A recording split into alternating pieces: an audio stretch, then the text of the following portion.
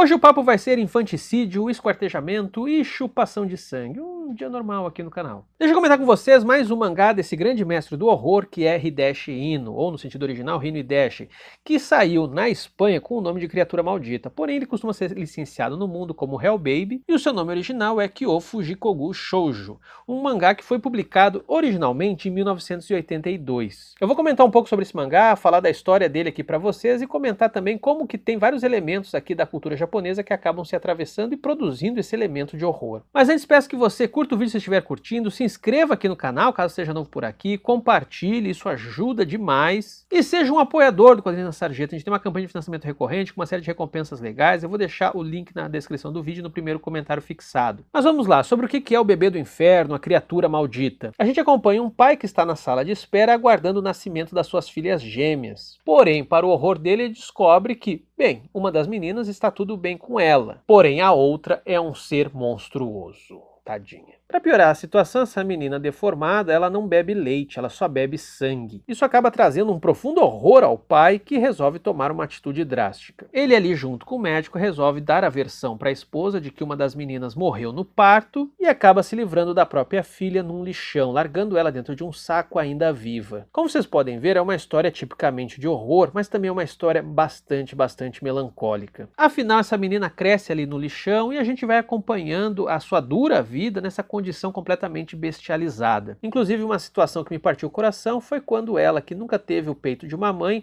se sentiu extremamente atraída por uma manequim e aí foi dormir abraçadinho ali no seio de plástico do manequim. Eu já comentei aqui no canal Garoto Verme, também do Hideshi Anno, e que ele trabalha temáticas um tanto semelhantes. Eu não sou um vasto leitor da obra dele, mas parece que interessa muito a ele essa história do enjeitado, daquele que foi abandonado, daquele que foi colocado à margem da sociedade e que muitas vezes se torna esse monstro, mas justamente porque nunca ninguém deu muita oportunidade a ele. E aqui não é diferente, porque essa menina que cresce no lixão, ela passa 7 anos morando lá sem nunca ter visto um único ser humano. E obviamente ela só consegue se alimentar atacando outros animais que lá estão. Com o tempo a menina começa a ter um interesse pela cidade que ronda o lixão, e aí vocês já podem imaginar o problema que vai dar. Ela vai para a cidade grande. E como ela não sabe distinguir exatamente pessoas de bichos, ela se alimenta das pessoas da mesma maneira que ela se alimentava dos animais. Vai dizer que não é fofo aquela correndo com esse braço na boca, né? Coisa mais lindinha ela. Como numa típica história do Hideshi Anno, esses monstros acabam de alguma maneira retornando para o seu lugar de origem. Eles acabam voltando para aqueles que os enjeitaram.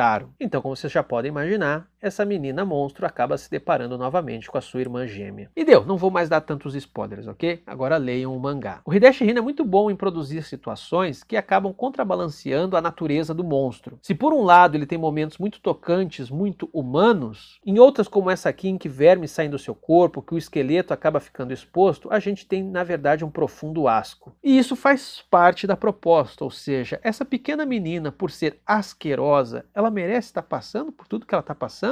Tem vários elementos da cultura do Japão que atravessam esse mangá e que o enriquece. O primeiro e mais evidente é o infanticídio. É preciso considerar que o Japão, até muito pouco tempo atrás, tinha uma relação bastante diferente em relação ao infanticídio do que nós aqui, por exemplo. Existe uma série de narrativas de histórias japonesas ao longo dos séculos que tratam até com uma certa naturalidade você descartar um filho. Pesquisas históricas e antropológicas apontam que o infanticídio era algo mais comum entre os mais pobres. Ou seja, tinha um fundo material nessa prática, que era justamente da precariedade, das más condições de vida. As culturas são complexas, ou seja, essas coisas acabam se atravessando e não ficando tão restritas simplesmente a determinadas classes sociais. Seja como for, quando o Japão se modernizou no século XIX, a partir da Era Meiji, isso se tornou um grande tabu, passou a ter uma legislação mais rígida em relação a essas práticas. Daí que não é por acaso mangakas, principalmente aquela galera que veio do Gekiga, explorar essa tensão cultural, ou seja, esse resquício de práticas que o Japão moderno resolveu abominar, mas que ainda se insistem, que ainda estão aí.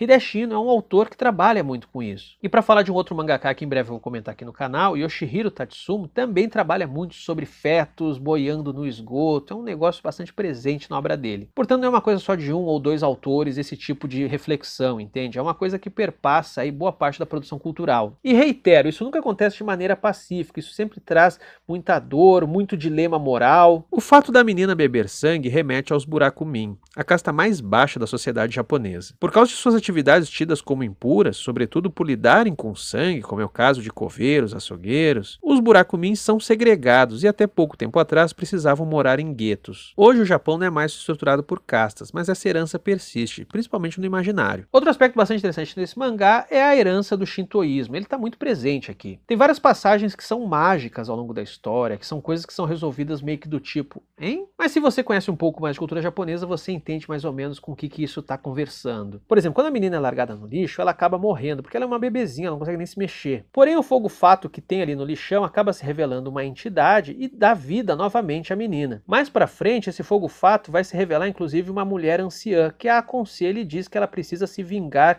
da família que abandonou. Uma das leituras possíveis é que essa anciã é uma espécie de kami, uma deusa dentro da crença shintoísta. Existem milhões de kamis e por causa dessa tradição animista que tem na crença shintoísta, eles costumam ser manifestações da natureza, costumam ser simplesmente formas vivas de coisas que a gente costuma entender que não estão vivas, que são objetificadas. Dito de outro modo, dentro do shintoísmo, o objeto também é um sujeito. Por isso que o fogo fato é uma anciã e por isso que o cadáver de uma menina jogado no lixo é também, novamente, um sujeito. É alguém que tem desejos, tem demandas, que quer alguma coisa que não foi bem resolvida. Nesse sentido, o mangá acaba, portanto, atravessando uma outra questão, que é o fato de que tudo aquilo que está no lixo, todas aquelas coisas que a gente em algum momento deu importância e que agora a gente jogou fora, pois bem, elas também carregam alguma subjetividade. Dá para dizer então que a história de Hell Baby é uma radicalização dessa condição de sujeito daquilo tudo que a gente jogou para fora, daquilo tudo que a gente trata como uma espécie de objeto de segundo valor. E isso faz muito sentido, gente, porque o lixo ele também tem uma história, o lixo também tem um estar no mundo. E pode ver como estão as coisas agora, que ele influencia, ele é decisivo na nossa vida. O lixo que você joga num bueiro, ele volta numa enchente. Essa visão cíclica é algo bastante forte no mangá e também está ligado a visões, concepções de tempo que a cultura japonesa tem. É uma visão até bastante poética. Aquilo que você descartou, pisoteou, tratou como lixo no final da primavera, na primavera seguinte vai retornar. Isso traz um dilema ético, porque agora você vai ter que lidar com aquilo que até pouco tempo atrás você estava fugindo. Existe também um outro ponto aqui em Criatura Maldita, e esse talvez seja ainda mais universal, podemos dizer, que é o imaginário do duplo. Isso existe em várias culturas, várias. Narrativas em que existe um duplo da gente, que ora pode ser uma figura abençoada, ora uma figura maldita. Isso tem a rodo na literatura, nos quadrinhos, no cinema, em tudo aquilo que o ser humano produziu em termos de história, basicamente. Isso explica em parte porque gêmeos nos fascinam, porque inclusive tem tanta história de horror envolvendo gêmeos. E de certa maneira é um jeito de nós humanos processarmos esse duplo que eternamente nos acompanha. Esse eu que eu vejo diante do espelho, esse eu que eu não governo, que é o meu inconsciente, esse eu que é sempre um outro. Inclusive tem um filósofo que eu já comentei aqui no canal, que é o Peter Sloterdijk, e ele comenta como que essa duplicidade atravessa toda a nossa vida. Isso vai aparecer já lá no útero, quando diante de uma placenta a gente tem a primeira noção de um lá, e esse lá é aquilo que informa que existe um aqui, que existe eu. Contudo, se esse outro diz quem eu sou, ele também fica como uma espécie de fantasma, de assombração que vai me acompanhando e que vai produzindo uma espécie de reflexo torto de quem eu sou. Daí que praticamente todas as culturas do mundo, pelo menos todas que eu conheço, contam histórias desses duplos que são extremamente assustadores, terríveis,